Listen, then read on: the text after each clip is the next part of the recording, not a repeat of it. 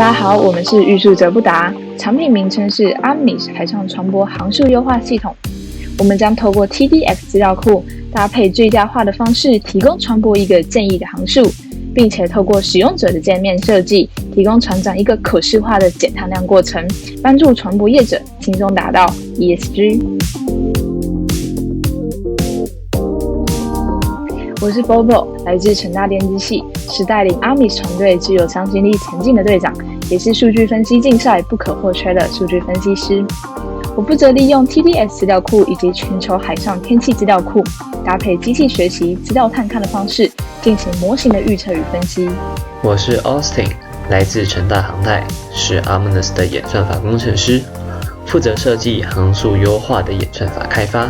以降低船只在航行过程中所产生的碳排放。我是 Perry， 然后同样来自成大电机，然后在团队里担任软体工程师，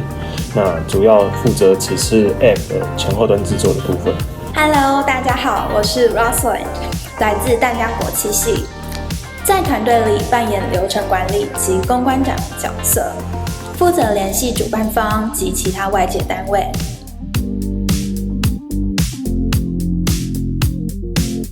一开始是我的伙伴 Rosalind 找我们参加，就是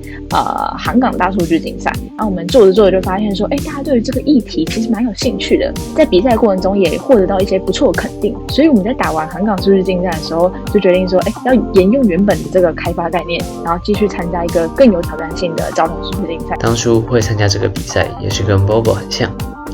想把之前我们所提出航速优化的概念给实体化。然后当初想加入团队，是因为本身我在这个学期就想要磨练软体的技术，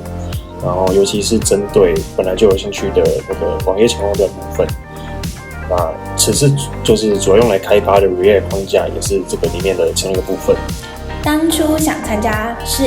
因缘际会下，我的导师介绍我参加比赛，而邀请几位好朋友一起去参加。这个比赛对我来说是一个实践 side project 的动力，那我们也希望说真的做出来是可以运用在业界上面的。也希望最后能够把一个手机上实际能够使用的 App 开发出来，同时也是希望我们团队所提出的概念能让更多的人了解与关注。我们的初衷是希望广大跨领域专才将以实际应用，带给航运界永续低碳的理念。希望自己能在团队里提供一些新的想法。减碳尖兵由我 Astra Team， 航行无阻，唯有 Omnis Team。